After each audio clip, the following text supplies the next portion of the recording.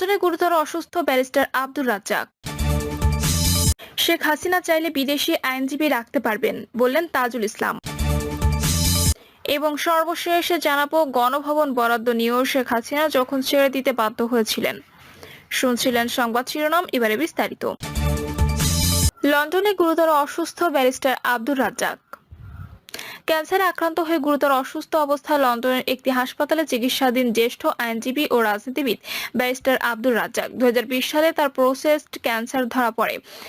সম্প্রতি শারীরিক অবস্থার অবনতি হওয়ায় তাকে লন্ডনে একটি হাসপাতালে ভর্তি করা হয়। এই পরিস্থিতিতে গতকাল বাংলাদেশের একটি গণমাধ্যমে খবর বের হয়, এবি পার্টির প্রধান উপদেষ্টার পদ থেকে আব্দুর রাজ্জাক পদত্যাগ করেছেন। আজ লন্ডনের স্থানীয় সময় বেলা 1টার দিকে হোয়াটসঅ্যাপে তার সঙ্গে এই প্রতিবেদকের বার্তা আদান প্রদান হয়।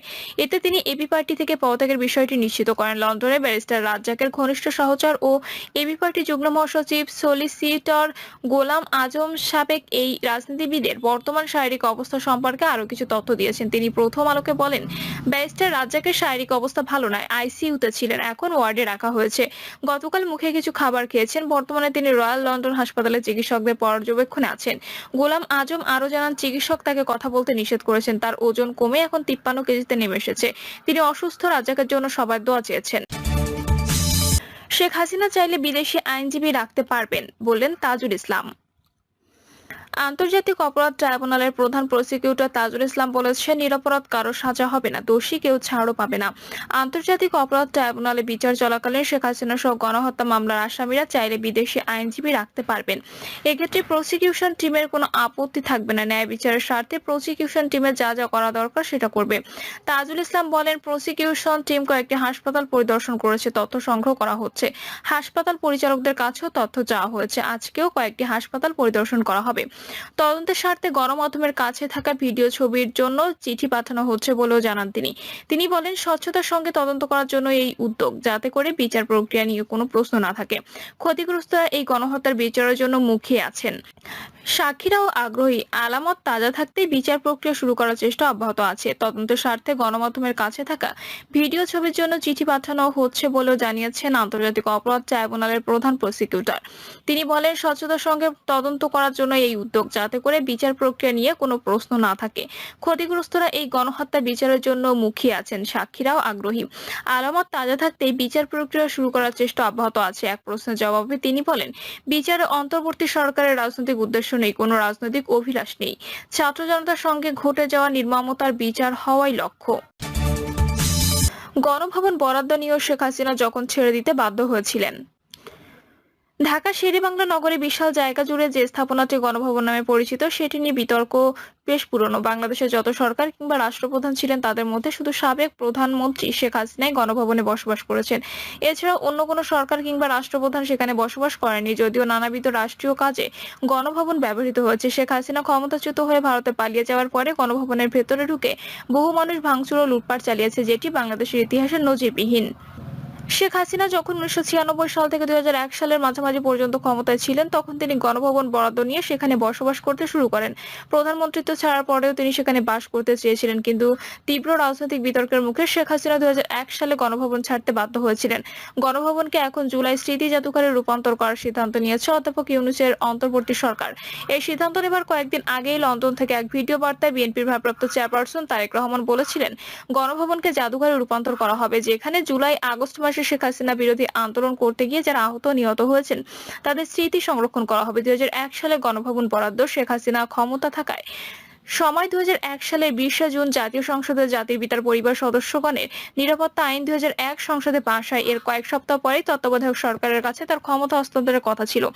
এই আইনে শেখ হাসিনা ও শেখ রেহানাকে আজীবন এসএসএফ দ্বারা নিরাপত্তা দেওয়া, পৃথক আবাসন বরাদ্দ এবং আনুষঙ্গিক সুযোগ সুবিধা দেওয়ার কথা বলা হয়। 2001 সালে 2রা জুলাই আওয়ামী লীগ ক্ষমতায় থাকা অবস্থায় শেখ হাসিনাকে গণভবন বরাদ্দ দেওয়া হয়। এই আইনের ক্ষমতা বলে শেখ হাসিনাকে গণভবন এবং তার ছোট বোন শেখ রেহানাকে ধানমন্ডি 6 নম্বর সড়কে 1 বিঘার একটি সরকারি বাড়ি বরাদ্দ দেওয়া হয়।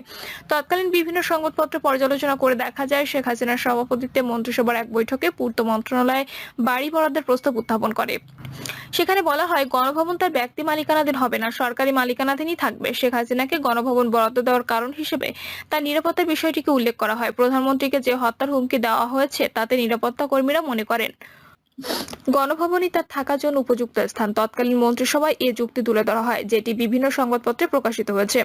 মন্ত্রিসভার বৈঠকে আরো বলা হয়, গণভবন শেখ হাসিনা থাকার আগে রাষ্ট্রীয় অতিথি ভবন ছিল। শেখ মুজিবুর রহমানের আমলে এটির নাম গণভবন ছিল।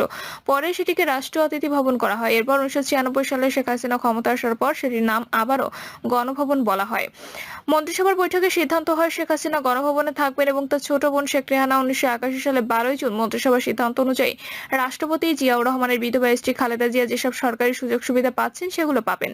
মন্ত্রিসভার বৈঠকে সিদ্ধান্ত হয় শেখ রেহানা তার নামে বরাদ্দ করা সরকারি বাড়িতে বসবাসের উপযোগী লোকবল ও অন্যান্য সুবিধা পাবেন।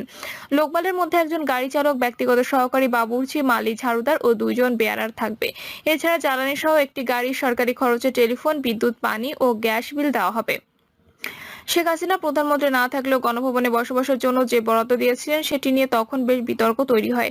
সবচেয়ে বেশি শোরগোল তৈরি হয় বিএনপির তরফ থেকে। এই বরাদ্দ দেবার কিছুদিন পরে বিএনপি নেত্রী খালেদা জিয়া সাংবাদিকদের সাথে মত বিনিময়কালে শেখ হাসিনার গণভবনে থাকা নিয়ে আপত্তি তোলেন।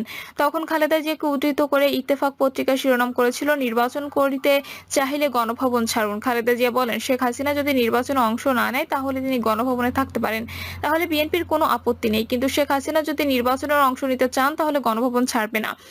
তখন তত্ত্বাবধায়ক সরকারের অধীনে নির্বাচন ঘনিয়ে আসছিল। তত্ত্বাবধায়ক সরকার ক্ষমতা নেওয়ার পরে বিএনপি নেত্রী খালেদা জিয়া তৎকালীন প্রধান উপদেষ্টা লতিফুর রহমানের সাথে বৈঠক করে শেখ হাসিনার নামে গণভবন বরাদ্দ বাতিল করার দাবি জানান।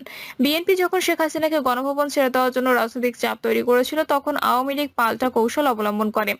আওয়ামী লীগের তরফ থেকে দাবি তোলা হয় খালেদা জিয়া যাতে তার সেনানিবাসে বাড়ি ছেড়ে দেন, এবং এমন অবস্থায় শেখ হাসিনার সরকারের মেয়াদের একেবারে শেষ দিকে তৎকালীন বিরোধী দলীয় নেত্রী খালেদা জিয়া ঢাকা সেনানিবাসের ভেতরে বাড়ির ইজারা বাতিল করার জন্য কারণ দর্শানোর নোটিশ জারি করার সিদ্ধান্ত নেয় সরকার।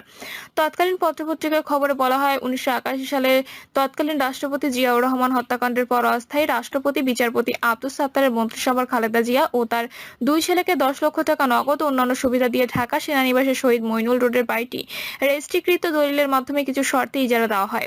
বাড়িটিতে জমির পরিমাণ ছিল 2.72 একর। এই বাড়িতে সেনা প্রধান ও পরবর্তীতে প্রেসিডেন্ট জিয়াউর রহমান বসবাস করতেন। খালেদা জিয়ার বাড়ির বরাদ্দ বাতিল করা হবে না কেন, এই মর্মে 2টো কারণ দর্শানোর নোটিশ জারি করেছিল। এসব নোটিশ জারি করেছিল তৎকালীন মিলিটারি অ্যাসেস্ট অফিসে। এসব নোটিশের মধ্যে বলা হয়, খালেদা জিয়া বাড়ি ইজারা শর্ত ভঙ্গ করেছেন, গণভবন নিয়ে রিট দায়ের।